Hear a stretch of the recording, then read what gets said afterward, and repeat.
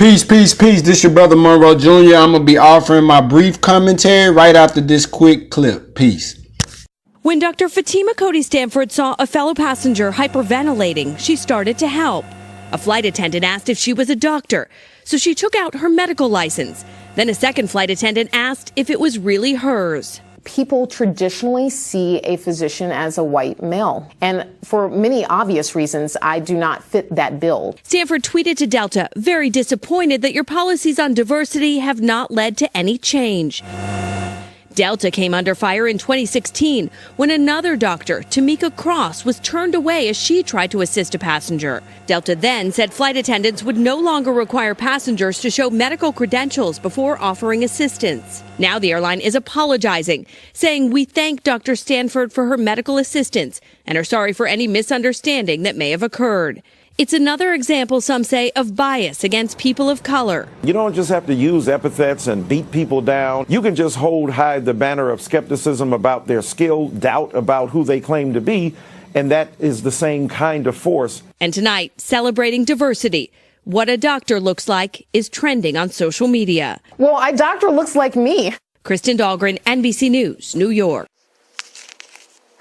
Peace, peace, peace. This your brother Monroe Jr. I'm going to be very brief. So as we can see per the video, the black physician, the black doctor,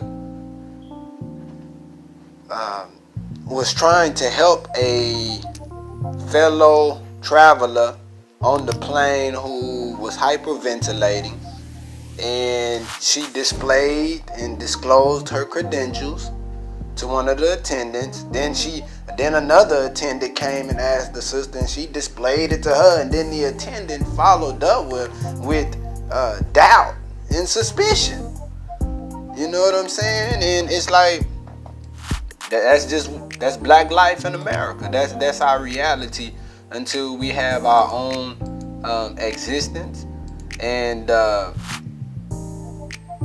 you know, these people, man, they showed their prejudiceness and their biasness to us on a daily basis. And it just goes to show that it don't matter how high in their eyes you ascend, right? With their education, they see skin color. If that was a white doctor, right, that showed their credentials, would she have done that same thing? Absolutely not. But see, when people walk in darkness, they're blinded to their own foolishness. You know what I'm saying? And I'm not going to say that company should be boycotted because of the actions of one ignorant individual, but I do say that individual should be reprimanded for that. You know, somebody show you their credentials. That's just like your license, right? Like you go somewhere and you show your driver's license and you trying to rent a car, right? And somebody like, well, hey, is this really your license? You know what I'm saying? It's like you going somewhere and displaying your license. You know, hey, it is what it is, man. Who are you to follow back up to say if it's valid or not? Hell, if the person is lying and they get caught, ultimately they'll be held accountable, right? So, you know, it's black life in America, family, until we get our own economic reality in our own communities and our own everything, you know.